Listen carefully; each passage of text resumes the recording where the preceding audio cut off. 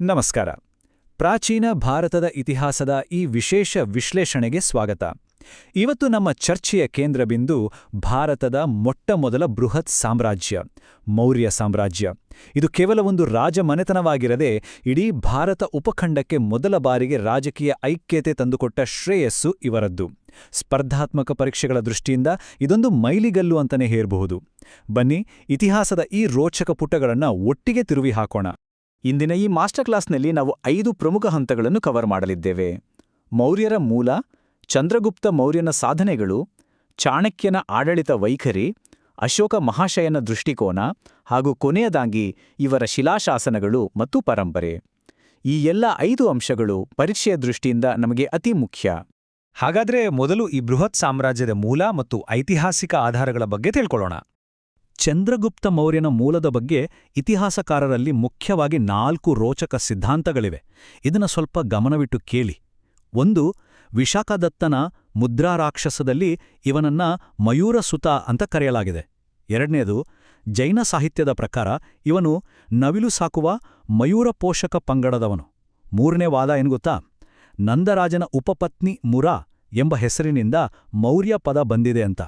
ಆದರೆ ಬಹುತೇಕರು ಒಪ್ಪುವ 4ನೇ ಸಿದ್ಧಾಂತ ಬೌದ್ಧ ಸಾಹಿತ್ಯ ಮಹಾವಂಶದ್ದು. ಇದರ ಪ್ರಕಾರ ಚಂದ್ರಗುಪ್ತ ಪಿಪ್ಪಲವನದ ಮೌರ್ಯ ಎಂಬ ಕ್ಷತ್ರಿಯ ಕುಲದವನು. ಪರೀಕ್ಷೆಯಲ್ಲಿ ಈ ಹೊಂದಿಸಿ ಬರೆಯಿರಿ ಪ್ರಶ್ನೆಗಳಿಗೆ ಇದು ಬಹಳ ಹೆಲ್ಪ್ ಆಗುತ್ತೆ. ಆ ಕಾಲದ ಭಾರತದ ಭೌಗೋಳಿಕ ಚಿತ್ರಣವನ್ನ ಒಮ್ಮೆ ಕಣ್ಣು ಮುಂದೆ ತಂದುಕೊಳ್ಳಿ. ಆಗ 16 ಮಹಾಜನಪದಗಳಿದ್ವು.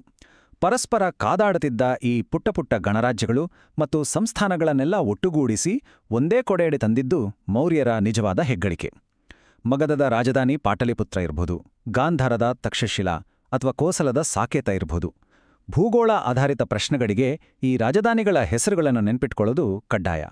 ಮೌರ್ಯರ ಬಗ್ಗೆ ನಮಗೆ ಇಷ್ಟೆಲ್ಲ ಮಾಹಿತಿ ಹೇಗೆ ಸಿಕ್ತು? ಮುಖ್ಯವಾಗಿ 6 ಆಧಾರಗಳಿಂದ. ಸಾಹಿತ್ಯದಲ್ಲಿ ನೋಡೋದಾದ್ರೆ ಕೌಟಿಲ್ಯನ ಅರ್ಥಶಾಸ್ತ್ರ, ಮೆಗಾಸ್ತನೀಸನ ಇಂಡಿಕಾ, ವಿಶಾಖದತ್ತನ ಮುದ್ರಾರಾಕ್ಷಸ ಮತ್ತು ಸಿಲೋನಿನ ಕೃತಿಗಳಾದ ದೀಪವಂಶ ಹಾಗೂ ಮಹಾವಂಶ. ಪುರಾತತ್ವ ಆಧಾರಗಳ ಕಡೆ ಗಮನ ಹರಿಸಿದ್ರೆ ಅಶೋಕನ ಶಿಲಾಶಾಸನಗಳು ಮತ್ತು ಮೌರ್ಯರ ಕಾಲದ ಭವ್ಯ ಸ್ಮಾರಕಗಳು. ಇವು ಆ ಕಾಲದ ರಾಜಕೀಯ ಮತ್ತು ಸಾಮಾಜಿಕ ಚಿತ್ರಣವನ್ನು ಅಕ್ಷರಶಃ ನಮ್ಮ ಕಣ್ಣಿಗೆ ಕಟ್ಟುವಂತೆ ಮಾಡುತ್ತವೆ. ಇನ್ನು ಈ ಬೃಹತ್ ಸಾಮ್ರಾಜ್ಯದ ಸ್ಥಾಪಕ ಚಂದ್ರಗುಪ್ತ ಮೌರ್ಯನ ಕಡೆ ನಮ್ಮ ಗಮನ ಹರಿಸೋಣ. ಈ ಸಾಮ್ರಾಜ್ಯ ಹೇಗೆ ತ್ವರಿತವಾಗಿ ಬೆಳೆಯಿತು ಅನ್ನೋದನ್ನ ಈ ಟೈಮ್ಲೈನ್ ಮೂಲಕ ಅರ್ಥ ಮಾಡ್ಕೊಳ್ಳೋಣ. ಸಾಮಾನ್ಯ ಶಕಪೂರ್ವ 324ರಲ್ಲಿ ಚಂದ್ರಗುಪ್ತ ಧನನಂದನನ್ನು ಸೋಲಿಸಿ ಸಾಮ್ರಾಜ್ಯ ಸ್ಥಾಪಿಸಿದ. ನಂತರ 305ರಲ್ಲಿ ಗ್ರೀಕ್ ದೊರೆ ಸೆಲ್ಯೂಕಸ್ ನಿಕೇಟರ್ಗೆ ಸೋಲುಣಿಸಿದ. ಸುಮಾರು 300ರ ಹೊತ್ತಿಗೆ ಇವನ ಮಗ ಬಿಂದುಸಾರ ಅಧಿಕಾರಕ್ಕೆ ಬರ್ತಾನೆ. ತದನಂತರ ಸಾಮಾನ್ಯ ಶಕಪೂರ್ವ 273ರಲ್ಲಿ ಇತಿಹಾಸ ಪ್ರಸಿದ್ಧ ಅಶೋಕ ಮಹಾಶಯ ಸಿಂಹಾಸನ ಏರ್ತಾನೆ. ಈ ಕಾಲಕ್ರಮ ಪರೀಕ್ಷೆಗಳಿಗೆ ತುಂಬಾ ಮುಖ್ಯ. 500 ಇದು ಕೇವಲ ಒಂದು ಸಂಖ್ಯೆ ಅಲ್ಲ, ಮೌರ್ಯರ ಸೇನಾಬಲದ ಒಂದು ಅದ್ಭುತ ಪ್ರತೀಕ. ಸೆಲ್ಯೂಕಸ್ ನಿಕೇಟರ್ ಜೊತೆಗಿನ ಒಪ್ಪಂದದ ನಂತರ ಚಂದ್ರಗುಪ್ತ ಮೌರ್ಯ ಯುದ್ಧ ತರಬೇತಿ ಹೊಂದಿದ ಬರೋಬ್ಬರಿ 500 ಆನೆಗಳನ್ನು ಬಳುವಳಿಯಾಗಿ ಕೊಟ್ಟಿದ್ದ. ಆ ಕಾಲದಲ್ಲಿ 500 ಯುದ್ಧದ ಆನೆಗಳು ಅಂದರೆ ಈಗಿನ ಅತ್ಯಾಧುನಿಕ ಫೈಟರ್ ಜೆಟ್ಗಳಿದ್ದಂತೆ. ಮೌರ್ಯರ ಮಿಲಿಟರಿ ಶಕ್ತಿ ಎಷ್ಟಿತ್ತು ಅನ್ನೋದನ್ನ ಇದು ಸ್ಪಷ್ಟವಾಗಿ ತೋರಿಸುತ್ತೆ. ಈ ಯುದ್ಧದ ನಂತರ ಆದ ರಾಜತಾಂತ್ರಿಕ ಒಪ್ಪಂದದಿಂದ ಭಾರತದ ಗಡಿಯ ವಿಸ್ತಾರವಾಯಿತು ಅಂತ ಹೇಳ್ಬೋದು. Seleucus Nicator Kabul, Afghanistan, Kandahar ಮತ್ತು ಬಲೂಚಿಸ್ತಾನದ ವಿಸ್ತಾರವಾದ ಪ್ರದೇಶಗಳನ್ನು ಬಿಟ್ಟುಕೊಟ್ಟ. ಅಷ್ಟೇ ಅಲ್ಲ, ತನ್ನ ಮಗಳನ್ನೇ ಚಂದ್ರಗುಪ್ತನಿಗೆ ಮದುವೆ ಮಾಡಿಕೊಟ್ಟ. ಈ ಮೈತ್ರಿಯ ಸಂಕೇತವಾಗಿ ಮೆಗಾಸ್ಥೆನೀಸನ್ನ ಪಾಟಲಿಪುತ್ರಕ್ಕೆ ರಾಯಭಾರಿಯಾಗಿ ಕಳುಹಿಸಲಾಯಿತು. ವಾಯುವ್ಯದ ಕಡೆಗೆ ಮೌರ್ಯರ ಗಡಿ ಎಷ್ಟು ಭದ್ರವಾಗಿತ್ತು ಅನ್ನೋದಕ್ಕೆ ಇದೇ ಸಾಕ್ಷಿ. ಈಗ ಈ ಸಾಮ್ರಾಜ್ಯದ ಬೌದ್ಧಿಕ ಅಡಿಪಾಯದ ಬಗ್ಗೆ ಅಂದ್ರೆ ಚಾಣಕ್ಯ ಮತ್ತು ಮೌರ್ಯರ ಆಡಳಿತದ ಬಗ್ಗೆ ಚರ್ಚಿಸೋಣ. ಯಾವುದೇ ಬೃಹತ್ ಸಾಮ್ರಾಜ್ಯದ ಹಿಂದೆ ಒಬ್ಬ ಮಾಸ್ಟರ್ ಮೈಂಡ್ ಇರಲೇಬೇಕು ಅಲ್ವಾ? ಮೌರ್ಯ ಸಾಮ್ರಾಜ್ಯದ ಸುಸಜ್ಜಿತ ಆಡಳಿತದ ರೂವಾರಿ ಬೇರಾರೂ ಅಲ್ಲ, ಸ್ವತಃ ಕೌಟಿಲ್ಯ. ಚಾಣಕ್ಯ, ವಿಷ್ಣುಗುಪ್ತ ಅಂತಲೂ ಕರೆಯಲಾಗುವ ಈ ಶ್ರೇಷ್ಠ ರಾಜನೀತಿಜ್ಞನ ಹೆಸರುಗಳು ಪರೀಕ್ಷೆಯಲ್ಲಿ ಪದೇ ಪದೇ ರಿಪೀಟ್ ಆಗ್ತಿರ್ತವೆ. ಚಂದ್ರಗುಪ್ತನಿಗೆ ಎಳೆಯ ವಯಸ್ಸಿನಲ್ಲೇ ಮಾರ್ಗದರ್ಶನ ನೀಡಿ ಅರ್ಥಶಾಸ್ತ್ರದಂತಹ ಅದ್ಭುತ ಕೈಪಿಡಿಯನ್ನು ರಚಿಸಿದ ಕೀರ್ತಿ ಇವರದ್ದು. ಇಲ್ಲೊಂದು ಆಸಕ್ತಿದಾಯಕ ವಿಚಾರ ಗಮನಿಸಬೇಕು. ಕೌಟಿಲ್ಯನ ಈ ಸಂಸ್ಕೃತ ಹಸ್ತಪ್ರತಿಯನ್ನು 1905ರಲ್ಲಿ ಮೈಸೂರಿನ ಡಾಕ್ಟರ್ ಶ್ಯಾಮಶಾಸ್ತ್ರಿಯವರು ಸಂಶೋಧಿಸಿ ಜಗತ್ತಿಗೆ ಪರಿಚಯಿಸಿದರು. ಈ ಕೃತಿಯ ರಚನೆಯನ್ನು ನೋಡಿದ್ರೆ ಇದರ ಮೊದಲನೇ ಭಾಗ ರಾಜ, ಸಲಹಾ ಸಮಿತಿ ಮತ್ತು ಸರ್ಕಾರದ ಸ್ವರೂಪವನ್ನು ವಿವರಿಸುತ್ತದೆ. ಎರಡನೇ ಭಾಗ ನಾಗರಿಕ ಮತ್ತು ಅಪರಾಧಿ ಕಾನೂನುಗಳ ಬಗ್ಗೆ ಬಹಳ ಡೀಟೇಲ್ ಆಗಿ ತಿಳಿಸುತ್ತದೆ. ಸೊ ಇಲ್ಲಿ ನಾವು ಕಲಿಯಲೇಬೇಕಾದ ಕ್ರೂಷಿಯಲ್ ಪಾಯಿಂಟ್ ಎಂದರೆ ಮೌರ್ಯರ ಕಾಲದ ನ್ಯಾಯಾಲಯಗಳು. ಇಲ್ಲಿ 2 ವಿಧ: ಧರ್ಮಸ್ಥೀಯ ಮತ್ತು ಕಂಟಕ ಶೋಧನೆ. ಇವೆರಡರ ನಡುವಿನ ವ್ಯತ್ಯಾಸ ಬಹಳ ಸ್ಪಷ್ಟವಾಗಿರಬೇಕು. ಧರ್ಮಸ್ಥೀಯ ಸಿವಿಲ್ ಅಥವಾ ನಾಗರಿಕ ಮೊಕದ್ದಮೆಗಳನ್ನು ನೋಡಿಕೊಂಡ್ರೆ, ಕಂಟಕ ಶೋಧನಾ ಕ್ರಿಮಿನಲ್ ಅಥವಾ ಅಪರಾಧಿ ಮೊಕದ್ದಮೆಗಳನ್ನು ನಿರ್ವಹಿಸುತ್ತಿತ್ತು. ಪರೀಕ್ಷೆಯ ದೃಷ್ಟಿಯಿಂದ ಈ ವಿಂಗಡಣೆ ಅತ್ಯಗತ್ಯ.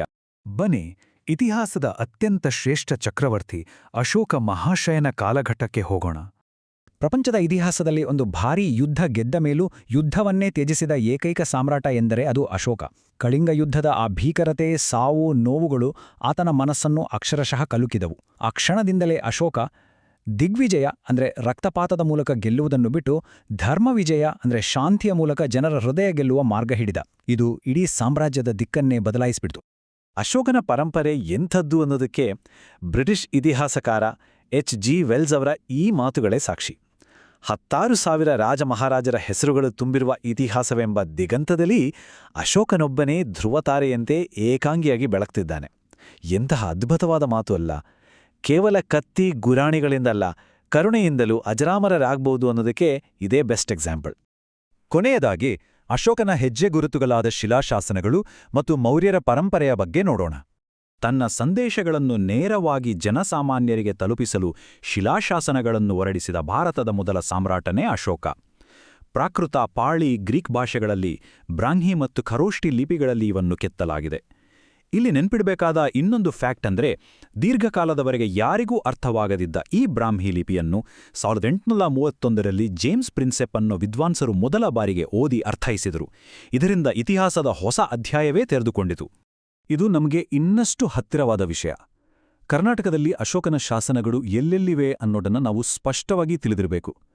ರಾಯಚೂರಿನ ಮಸ್ಕಿ, ಕೊಪ್ಪಳದ ಗವಿಮಠ ಮತ್ತು ಪಾಲ್ಕಿಗುಂಡು, ಚಿತ್ರದುರ್ಗದ ಬ್ರಹ್ಮಗಿರಿ, ಸಿದ್ದಾಪುರ ಮತ್ತು ಜಟಿಂಗರಾಮೇಶ್ವರ, ಬಳ್ಳಾರಿಯ ನಿಟ್ಟೂರು, ಉದೆಗೊಲ್ಲಂ ಹಾಗೂ ಕಲಬುರಗಿಯ ಸನ್ನತಿ. ಯಾವುದೇ ಸ್ಪರ್ಧಾತ್ಮಕ ಪರೀಕ್ಷೆಗಳಿಗೆ ತಯಾರಾಗುವವರು ಈ ಪಟ್ಟಿಯನ್ನು ಒಂದು ಇನ್ಫೋಗ್ರಾಫಿಕ್ನಂತೆ ಕಡ್ಡಾಯವಾಗಿ ಮನಸ್ಸಿನಲ್ಲಿ ಸೇವ್ ಮಾಡಿಕೊಳ್ಬೇಕು. ಇದರಲ್ಲಿ ಕರ್ನಾಟಕದ ರಾಯಚೂರಿನ ಮಸ್ಕಿ ಶಾಸನ ಯಾಕೆ ಅಷ್ಟು ಫೇಮಸ್ ಗೊತ್ತಾ? ಅದೊಂದು ದೊಡ್ಡ ಐತಿಹಾಸಿಕ ಒಗಟನ್ನೇ ಬಿಡಿಸ್ತು. ಅಲ್ಲಿವರೆಗೆ ಸಿಕ್ಕ ಶಾಸನಗಳಲ್ಲಿ ಕೇವಲ ದೇವನಾಂಪ್ರಿಯ ಮತ್ತು ಪ್ರಿಯದರ್ಶಿ ಎಂಬ ಬಿರುದುಗಳಿದ್ದು. ಅದು ಯಾರ್ದು ಅಂತ ಯಾರಿಗೂ ಗೊತ್ತಿರಲಿಲ್ಲ. ಆದರೆ ಮಸ್ಕಿ ಶಾಸನದಲ್ಲಿ ಸ್ಪಷ್ಟವಾಗಿ ದೇವನಾಂಪ್ರಿಯ ಅಶೋಕಸ ಅಂತಿಟ್ಟು. ಆಗ್ಲೇ ಜಗತ್ತಿಗೆ ಗೊತ್ತಾಗಿದ್ದು ದೇವನಾಂಪ್ರಿಯ ಅಂದ್ರೆ ಬೇರಾರ್ವಲ್ಲ, ಸಾಕ್ಷಾತ್ ಅಶೋಕನೇ ಅಂತ. ಈ ಆಳವಾದ ವಿಶ್ಲೇಷಣೆಯ ಕೊನೆಯಲ್ಲಿ ಒಂದು ಪ್ರಶ್ನೆ ಮೂಡ್ತದೆ. ಮೌರ್ಯರ ಏಕರೂಪದ ಕಾನೂನುಗಳಿರಬಹುದು, ಗಡಿ ವಿಸ್ತರಣೆಯ ಆ ರಾಜತಾಂತ್ರಿಕ ಒಪ್ಪಂದಗಳಿರಬಹುದು, ಈ ಆಡಳಿತಾತ್ಮಕ ಬುದ್ಧಿವಂತಿಕೆ ಇಂದಿನ ನಮ್ಮ ಆಧುನಿಕ ಆಡಳಿತ ವ್ಯವಸ್ಥೆಯ ಮೇಲೆ ಎಷ್ಟು ಪ್ರಭಾವ ಬೀರಿದೆಯಲ್ವಾ? ಪ್ರಾಚೀನ ಇತಿಹಾಸ ಅನ್ನೋದು ಕೇವಲ ಗತಕಾಲದ ಕಥೆಯಲ್ಲ, ಅದು ಇಂದಿನ ಆಡಳಿತ ಯಂತ್ರಕ್ಕೂ ಒಂದು ಜೀವಂತ ಮಾರ್ಗದರ್ಶಿ ಎನ್ನುವುದು 100ಕ್ಕೆ 100 ಸತ್ಯ. ಈ ನಿಟ್ಟಿನಲ್ಲಿ ಯೋಚಿಸಿ, ಅಧ್ಯಯನ ಮುಂದುವರಿಸಿ. ಭಾರತದ ಪ್ರಪ್ರಥಮ ಬೃಹತ್ ಸಾಮ್ರಾಜ್ಯ, ಅದೇ ನಮ್ಮ ಮೌರ್ಯ ಸಾಮ್ರಾಜ್ಯ. ಇದರ ಇತಿಹಾಸ ಎಷ್ಟೊಂದು ರೋಚಕ ಅಲ್ವಾ? ಪರೀಕ್ಷಾ ದೃಷ್ಟಿಯಿಂದ ಇದನ್ನ ಇನ್ನಷ್ಟು ಆಳವಾಗಿ ಕರಗತ ಮಾಡ್ಕೊಳ್ಳೋಣ. ಬನ್ನಿ, ಈ ಅದ್ಭುತ ಐತಿಹಾಸಿಕ ಸವಾಲನ್ನ ಶುರು ಮಾಡೋಣ.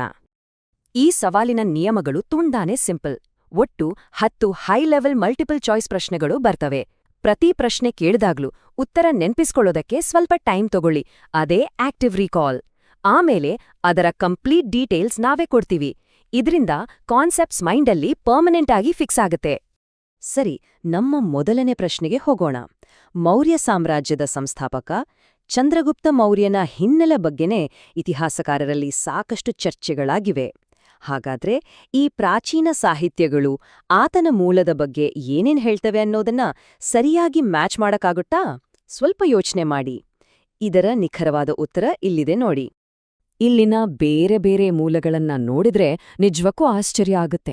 ವಿಶಾಖದತ್ತನ ಮುದ್ರಾ ರಾಕ್ಷಸ ಕೃತಿ ಚಂದ್ರಗುಪ್ತನನ್ನ ಮಯೂರಸುತ ಅಂತ ಕರೆಯುತ್ತೆ. ಆದ್ರೆ ಬೌದ್ಧ ಸಾಹಿತ್ಯ ಮಹಾವಂಶದ ಪ್ರಕಾರ ಆತ ಪಿಪ್ಪಲವನವನ್ನು ಆಳ್ತಿದ್ದ ಮೌರ್ಯ ಅನ್ನೋ ಕ್ಷತ್ರಿಯ ಕುಲಕ್ಕೆ ಸೇರಿದವನು. ಇನ್ನು ಜೈನ ಸಾಹಿತ್ಯದ ಪ್ರಕಾರ ಆತ ನವಿಲುಗಳನ್ನು ಸಾಕುವ ಪಂಗಡಕ್ಕೆ ಸೇರಿದವನು. ಅಂದ್ಹಾಗೆ ಬಹುತೇಕ ಇತಿಹಾಸಕಾರರು ಒಪ್ಪಿರೋದು ಬೌದ್ಧ ಸಾಹಿತ್ಯದ ಈ ಮೌರ್ಯ ಕ್ಷತ್ರಿಯ ಕುಲದ ವಾದವನ್ನೇ. ಈಗ ಎರಡನೇ ಪ್ರಶ್ನೆ. ಚಂದ್ರಗುಪ್ತ ಇಡೀ ಭಾರತವನ್ನ ಒಗ್ಗೂಡಿಸುವ ಮುಂಚೆ ನಮ್ಮ ದೇಶ 16 ಮಹಾಜನಪದಗಳಾಗಿ ಹಂಚ್ಹೋಗಿತ್ತು ಅನ್ನೋದು ನಮ್ಗೆಲ್ಲ ಗೊತ್ತೇ ಇದೆ. ಆ ಪ್ರಾಚೀನ ಭಾರತದ ರಾಜಕೀಯ ನಕ್ಷೆಯಲ್ಲಿರುವ ಪ್ರಮುಖ ಮಹಾಜನಪದಗಳು ಮತ್ತು ಅವುಗಳ ರಾಜಧಾನಿಗಳನ್ನ ಸರಿಯಾಗಿ ಗುರುತಿಸೋಕೆ ಟ್ರೈ ಮಾಡೋಣ ಬನ್ನಿ. ಪ್ರಾಚೀನ ಕಾಲದ ಈ ಭೌಗೋಳಿಕ ಮಾಹಿತಿಯನ್ನು ಗಮನಿಸಿದ್ರೆ ಕೆಲವು ಪ್ರಮುಖ ಜೋಡಿಗಳು ಕಣ್ಣಿಗೆ ರಾಚ್ತವೆ. ಅತ್ಯಂತ ಪ್ರಬಲವಾಗಿದ್ದ ಮಗಧ ರಾಜಧಾನಿ ಮೊದಲು ರಾಜಗೃಹ, ಆಮೇಲೆ ಪಾಟಲಿಪುತ್ರವಾಗಿತ್ತು. ಹಾಗೆ ಕೋಸಲ ರಾಜ್ಯಕ್ಕೆ ಸಾಂಕೇತ ರಾಜಧಾನಿಯಾದ್ರೆ ಗಾಂಧಾರಕ್ಕೆ ತಕ್ಷಶಿಲೆ. ನೆನಪಿರ್ಲಿ, ಇದೇ ಮಗಧ ರಾಜ್ಯವೇ ಮುಂದೆ ಬೃಹತ್ ಮೌರ್ಯ ಸಾಮ್ರಾಜ್ಯದ ಕೇಂದ್ರಬಿಂದುವಾಯಿತು. ಮೂರನೇ ಪ್ರಶ್ನೆ. ಕೌಟಿಲ್ಯನ ಮೇರುಕೃತಿಯಾದ ಅರ್ಥಶಾಸ್ತ್ರದ ಬಗ್ಗೆ. ಮೌರ್ಯರ ಆಡಳಿತ ವ್ಯವಸ್ಥೆಯನ್ನ ಕನ್ನಡಿ ಹಿಡಿದಂತೆ ತೋರಿಸುವ ಈ ಅದ್ಭುತ ಸಂಸ್ಕೃತ ಗ್ರಂಥ ಇತಿಹಾಸದ ಪುಟಗಳಿಂದಲೇ ಸಂಪೂರ್ಣವಾದಿ ಕಣ್ಮರೆಯಾಗಿತ್ತು. ಹಾಗಾದ್ರೆ ಆಧುನಿಕ ಯುಗದಲ್ಲಿ ಈ ಅಮೂಲ್ಯ ಹಸ್ತಪ್ರತಿ ಮತ್ತೆ ಸಿಕ್ಕಿದ್ದು ಹೇಗೆ, ಯಾವಾಗ? ಇದು ನಿಜಕ್ಕೂ ಒಂದು ರೋಚಕ ಕಥೆ. ಇದು ನಮ್ಮ ಇತಿಹಾಸದ ಅತಿದೊಡ್ಡ ಶೈಕ್ಷಣಿಕ ಮರುಶೋಧನೆ ಅಂದ್ರೆ ತಪ್ಪಾಗಲ್ಲ. 1905ರಲ್ಲಿ ಮೈಸೂರಿನ ಓರಿಯೆಂಟಲ್ ರಿಸರ್ಚ್ ಇನ್ಸ್ಟಿಟ್ಯೂಟ್ನ ಲೈಬ್ರರಿಯನಾಗಿದ್ದ ಡಾ ಶ್ಯಾಮಶಾಸ್ತ್ರಿಯವರು ಈ ಕೃತಿಯನ್ನ ಸಂಶೋಧಿಸಿ ಮತ್ತೆ ಬೆಳಕಿಗೆ ತಂದ್ರು.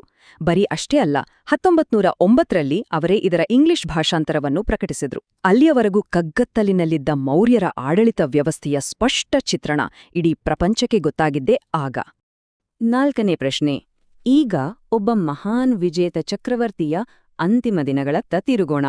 ಇಡೀ ಉಪಖಂಡವನ್ನೇ ಗೆದ್ದ ಚಂದ್ರಗುಪ್ತ ಕೊನೆಗೆ ಎಲ್ಲವನ್ನೂ ಬಿಟ್ಟು ಆಧ್ಯಾತ್ಮದ ಮೊರೆ ಹೋದ. ಜೈನ ಸಂಪ್ರದಾಯದ ಪ್ರಕಾರ ಆತನ ಈ ಕೊನೆಯ ದಿನಗಳ ನಿಖರವಾದ ಘಟನಾವಳಿಗಳ ಕ್ರಮ ಯಾವುದು ಅಂತ ನೆನ್ಪು ಮಾಡ್ಕೊಳ್ಳಿ. ಇಲ್ಲಿ ಘಟನೆಗಳ ಕ್ರಮ ಬಹಳ ಮುಖ್ಯ. ಮೊದಲಿಗೆ ಆತ ತನ್ನ ಸಿಂಹಾಸನವನ್ನ ತ್ಯಜಿಸಿದ. ನಂತರ ಜೈನ ವಿದ್ವಾಂಸ ಭದ್ರಬಾಹುವಿನ ಪ್ರಭಾವದಿಂದ ಜೈನ ಧರ್ಮವನ್ನು ಸ್ವೀಕರಿಸಿದ.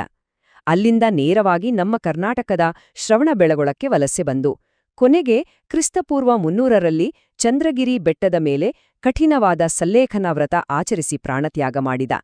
ಅಧಿಕಾರದ ಉತ್ತುಂಗದಿಂದ ವಿರಕ್ತಿಯ ತುತ್ತ ತುದಿಯವರೆಗಿನ ಎಂತಹ ಪಯಣ ಅಲ್ವಾ? ಸರಿ, ಈಗ 5ನೇ ಪ್ರಶ್ನೆ. ಮೌರ್ಯರ ನ್ಯಾಯಾಂಗ ವ್ಯವಸ್ಥೆಯ ಬಗ್ಗೆ. ಆ ಕಾಲದಲ್ಲೇ ಎಷ್ಟು ಅಚ್ಚುಕಟ್ಟಾದ ನ್ಯಾಯಾಲಯಗಳಿದ್ದು ಗೊತ್ತಾ? ಉದಾಹರಣೆಗೆ ಆಸ್ತಿ ವಿವಾದದಂತಹ ಸಿವಿಲ್ ಕೇಸುಗಳು ಮತ್ತು ಕಳ್ಳತನದಂತಹ ಕ್ರಿಮಿನಲ್ ಕೇಸುಗಳನ್ನ ಪ್ರತ್ಯೇಕವಾಗಿ ವಿಚಾರಣೆ ಮಾಡೋಕೆ ಯಾವ 2 ಬೇರೆ ಬೇರೆ ನ್ಯಾಯಾಲಯಗಳಿದ್ವೋ ಟ್ರೈ ಮಾಡಿ. ಮೌರ್ಯರ ಆಡಳಿತ ಎಷ್ಟು ಮುಂದುವರೆದಿತ್ತು ಅಂದ್ರೆ ನ್ಯಾಯಾಂಗವನ್ನ 2 ಸ್ಪಷ್ಟ ವಿಭಾಗಗಳಾಗಿ ವಿಂಗಡಿಸಿದ್ರು. ನಾಗರಿಕ ಅಥವಾ ಸಿವಿಲ್ ಮುಕದ್ದಮೆಗಳನ್ನ ಬಗೆಹರಿಸೋಕೆ ಧರ್ಮಸ್ಥೇಯ ಅನ್ನೋ ಕೋರ್ಟಿತ್ತು. ಹಾಗೆ ಕಳ್ಳತನ, ಕೊಲೆಯಂತಹ ಕ್ರಿಮಿನಲ್ ಪ್ರಕರಣಗಳನ್ನ ನೋಡ್ಕೊಳ್ಳೋಕೆ ಕಂಟಕ ಶೋಧನ ಅನ್ನೋ ನ್ಯಾಯಾಲಯ ಇತ್ತು. ಅಫ್ಕೋರ್ಸ್ ಇದೆಲ್ಲದಕ್ಕೂ ಮೇಲಿದ್ದ ಸುಪ್ರೀಂ ಕೋರ್ಟ್ ಅಂದ್ರೆ ಅದು ಸ್ವತಃ ರಾಜನೇ ಆಗಿದ್ದ. 6ನೇ ಪ್ರಶ್ನೆ. ಇಲ್ಲಿಂದ ನಾವು ಅಶೋಕ ಮಹಾಶಯನ ಯುಗಕ್ಕೆ ಕಾಲಿಡ್ತಾ ಇದ್ದೀವಿ. 100 ವರ್ಷಗಳ ಕಾಲ ಕಲ್ಲುಗಳ ಮೇಲೆ ಕೆತ್ತಿದ್ದ ದೇವನಾಂಪ್ರಿಯ ಮತ್ತು ಪ್ರಿಯದರ್ಶಿ ಅನ್ನೋ ಬಿರುದುಗಳು ಇತಿಹಾಸಕಾರರಿಗೆ ದೊಡ್ಡ ತಲೆನೋವಾಗಿತ್ತು. ಈ ಬಿರುದುಗಳು ಸಾಮ್ರಾಟ್ ಅಶೋಕನದ್ದೇ ಅಂತ ಖಚಿತವಾಗಿ ಸಾಬೀತು ಮಾಡಿದ ಆ ಮಹತ್ವದ ಶಾಸನ ಯಾವುದು? ಆ ಶತಮಾನಗಳ ಐತಿಹಾಸಿಕ ರಹಸ್ಯವನ್ನ ಭೇದಿಸಿತ್ತು ನಮ್ಮ ಕರ್ನಾಟಕದ ರಾಯಚೂರು ಜಿಲ್ಲೆಯಲ್ಲಿ ದೊರೆತ ಮಸ್ಕಿ ಶಾಸನ. ಹೌದು, ಮಸ್ಕಿ ಮತ್ತು ಕಲ್ಕತ್ತಾ ಶಾಸನಗಳಲ್ಲಿ ಸ್ಪಷ್ಟವಾಗಿ ದೇವನಾಂಪ್ರಿಯ ಅಶೋಕಸ ಅಂತ ಕೆತ್ತಲಾಗಿತ್ತು. ಅಲ್ಲಿಗೆ ದೇವತೆಗಳಿಗೆ ಪ್ರಿಯನಾದ ಆ ರಾಜ ಬೇರ್ಯಾರೂ ಅಲ್ಲ, ಅದು ಖುದ್ದಾಗಿ ಅಶೋಕನೇ ಅನ್ನೋದು ಇಡೀ ಪ್ರಪಂಚಕ್ಕೆ ದೃಢಪಟ್ಟು. ಶಾಸನಗಳಿಗೆ ಸಂಬಂಧಿಸಿದ 7ನೇ ಪ್ರಶ್ನೆ ಇಲ್ಲಿದೆ. ಅಶೋಕನ ಶಾಸನಗಳಲ್ಲಿ ಪ್ರಾಕೃತ, ಪಾಳಿ, ಗ್ರೀಕ ಭಾಷೆಗಳಿದ್ರೂ ಅದರಲ್ಲಿದ್ದ ಪ್ರಮುಖ ಲಿಪಿಯನ್ನ ಓದೋಕೆ ಇತಿಹಾಸಕಾರರಿಗೆ ಸಿಕ್ಕಾಪಟ್ಟೆ ಟೈಮ್ ಹಿಡಿಸ್ತು. ಆ ಪುರಾತನ ಬ್ರಾಹ್ಮಿ ಲಿಪಿಯನ್ನ ಯಶಸ್ವಿಯಾಗಿ ಅರ್ಥೈಸಿದ ಅಂದ್ರೆ ಡಿಕೋಡ್ ಮಾಡಿದ ಆ ಮೇಧಾವಿ ಯಾರು ಮತ್ತು ಅದು ಯಾವ ವರ್ಷ? ಅದು 1831ನೇ ಇಸ್ವಿ. ಜೇಮ್ಸ್ ಪ್ರಿನ್ಸೆಪ್ ಅನ್ನೋ ಬ್ರಿಟಿಷ್ ತಜ್ಞ ಈ ಬ್ರಾಹ್ಮಿ ಲಿಪಿಯನ್ನ ಕಡೆಗೂ ಡಿಕೋಡ್ ಮಾಡ್ದ. ಇದು ಇತಿಹಾಸದಲ್ಲಿ ಒಂದು ದೊಡ್ಡ ಮೈಲಿಗಲ್ಲು. ಯಾಕಂದ್ರೆ ಸಾವಿರಾರು ವರ್ಷಗಳಿಂದ ಮೌನವಾಗಿದ್ದ ಅಶೋಕನ ಸಂದೇಶಗಳು, ಅವನ ಧಮ್ಮದ ವಿಚಾರಗಳು ಇಡೀ ಜಗತ್ತಿಗೆ ಮತ್ತೆ ಕೇಳಿಸೋಕೆ ಶುರುವಾಗಿದ್ದೇ ಆಗ. ಎಂಟನೇ ಪ್ರಶ್ನೆ, ಸ್ವಲ್ಪ ಭೌಗೋಳಿಕ ನಿಖರತೆಯನ್ನ ಪರೀಕ್ಷೆ ಮಾಡೋಣ. ಅಶೋಕನ ಶಿಲಾಶಾಸನಗಳು ಆಧುನಿಕ ಕರ್ನಾಟಕದಾದ್ಯಂತ ಸಾಕಷ್ಟು ಕಡೆ ಸಿಕ್ಕಿವೆ.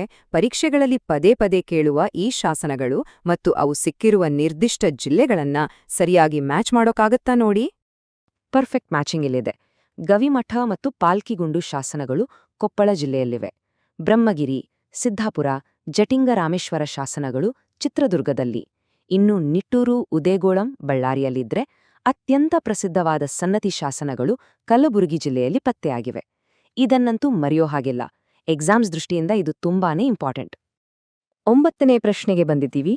ಕಳಿಂಗ ಯುದ್ಧದ ನರಮೇಧದ ನಂತರ ಅಶೋಕ ಸಂಪೂರ್ಣವಾಗಿ ಬದಲಾದ. ತನ್ನ ಧಮ್ಮವನ್ನ ಪ್ರಚಾರ ಮಾಡೋಕೆ ದೊಡ್ಡ ಅಧಿಕಾರಿಗಳ ಪಡೆಯನ್ನೇ ಕಟ್ಟಿದ. ಆಡಳಿತದಲ್ಲಿ ಸಮಾಜದ ಪ್ರತಿಯೊಂದು ವರ್ಗಕ್ಕೂ ಒತ್ತು ನೀಡಿದ. ವಿಶೇಷವಾಗಿ ಮಹಿಳೆಯರ ರಕ್ಷಣೆ ಮತ್ತು ಅವರಲ್ಲಿ ಧಾರ್ಮಿಕ ಜಾಗೃತಿ ಮೂಡ್ಸೋಕೆ ಅಂತಲೇ ನೇಮಕ ಮಾಡಿದ್ದ ಆ ವಿಶೇಷ ಅಧಿಕಾರಿಗಳ ಹೆಸರೇನು? ಅವರೇ ಸ್ತ್ರೀ ಅಧ್ಯಕ್ಷ ಮಹಾಮಾಥರು. ಮಹಿಳೆಯರ ಕಲ್ಯಾಣ, ಸುರಕ್ಷತೆ ಮತ್ತು ಆಧ್ಯಾತ್ಮಿಕ ಉನ್ನತಿಗಾಗಿ ಅಶೋಕ ಬರೀ ಭಾಷಣ ಮಾಡ್ಲಿಲ್ಲ, ಬದಲಾಗಿ ಅವರಿಗಾಗಿಯೇ ಮೀಸಲಾದ ಅಧಿಕಾರಿಗಳನ್ನ ನೇಮಿಸಿದ. ಪ್ರಾಚೀನ ಕಾಲದಲ್ಲೇ ಇಂಥ ಪ್ರಗತಿಪರ ಹೆಜ್ಜೆ ಇಟ್ಟಿದ್ದು ನಿಜಕ್ಕೂ ಆಶ್ಚರ್ಯ ತರುವಂಥ ವಿಚಾರ ಅಲ್ವಾ? 10ನೆಯ ಹಾಗೂ ಅಂತಿಮ ಪ್ರಶ್ನೆ. ಇತಿಹಾಸದ ಪುಟಗಳಲ್ಲಿ ಎಷ್ಟೋ ಸಾವಿರ ರಾಜರು, ಮಹಾರಾಜರು ಬಂದು ಹೋಗಿದ್ದಾರೆ. ಆದರೆ ಅವರೆಲ್ಲರ ನಡುವೆ ಅಶೋಕನೊಬ್ಬನೇ ಧ್ರುವತಾರೆಯಂತೆ ಬೆಳಗುತ್ತಿದ್ದಾನೆ ಅಂತ ಬಣ್ಣಿಸಿದ ಆ ಜಗತ್ಪ್ರಸಿದ್ಧ ಇತಿಹಾಸಕಾರ ಯಾರು? ಅಶೋಕನ ಪರಂಪರೆಗೆ ಇದಕ್ಕಿಂತ ದೊಡ್ಡ ಕಾಂಪ್ಲಿಮೆಂಟ್ ಇನ್ನೊಂದಿಲ್ಲ. ಈ ಅದ್ಭುತ ಸಾಲುಗಳನ್ನ ಬರೆದವರು ಪ್ರಖ್ಯಾತ ಚಿಂತಕ, ಇತಿಹಾಸಕಾರ H.G. ವೆಲ್ಸ್. ಯುದ್ಧವನ್ನ ಗೆದ್ದ ಮೇಲೂ ಯುದ್ಧವೇ ಬೇಡ ಅಂತ ತ್ಯಜಿಸಿದ ಪ್ರಪಂಚದ ಏಕೈಕ ಸಾಮ್ರಾಟ ಅಶೋಕ. ಇತಿಹಾಸದ ಸಾವಿರಾರು ರಾಜರುಗಳ ದೊಡ್ಡ ಗುಂಪಿನಲ್ಲಿ ಆತನೊಬ್ಬನೇ ಇಂದಿಗೂ ಒಂದು ಒಂಟಿ ನಕ್ಷತ್ರದಂತೆ, ಧ್ರುವತಾರೆಯಂತೆ ಹೊಳಿತಿದ್ದಾನೆ ಅಂತ ಅವರು ವರ್ಣಿಸಿದ್ದಾರೆ. ಅಕ್ಷರಶಃ ಸತ್ಯ. ಈ ಇಡೀ ಮೌರ್ಯ ಸಾಮ್ರಾಜ್ಯದ ವಿವರಣಾತ್ಮಕ ಪ್ರಸ್ತುತಿಯ ಕೊನೆಯಲ್ಲಿ ಒಂದು ಆಳವಾದ ಪ್ರಶ್ನೆ ಕಾಡುತ್ತೆ. ಅಶೋಕನ ಈ ಅಹಿಂಸೆ ಮತ್ತು ಶಾಂತಿವಾದ ಆ ಬೃಹತ್ ಸಾಮ್ರಾಜ್ಯದ ಮಿಲಿಟರಿ ಶಕ್ತಿಯನ್ನೇ ಕುಗ್ಗಿಸಿ ಅದರ ಪತನಕ್ಕೆ ಕಾರಣವಾಯ್ತಾ? ಅಥವಾ ಅವನ ಈ ಧಮ್ಮ ನೀತಿಯೇ ಆಂತರಿಕವಾಗಿ ಕುಸಿಯುತ್ತಿದ್ದ ಸಾಮ್ರಾಜ್ಯವನ್ನು ಒಗ್ಗೂಡಿಸಿ ಪತನವನ್ನು ಇನ್ನಷ್ಟು ಕಾಲ ಮುಂದೂಡಿತ? ಇತಿಹಾಸಕಾರರಲ್ಲಿ ಇಂದಿಗೂ ಚರ್ಚೆಯಲ್ಲಿರುವ ಈ ರೋಚಕ ಪ್ರಶ್ನೆಯೊಂದಿಗೆ ಇಂದಿನ ಸೆಷನ್ ಮುಗಿಸೋಣ. ಈ ಮಾಹಿತಿಯುಕ್ತ ಕಲಿಕೆ ಹೀಗೆ ನಿರಂತರವಾಗಿರಲಿ.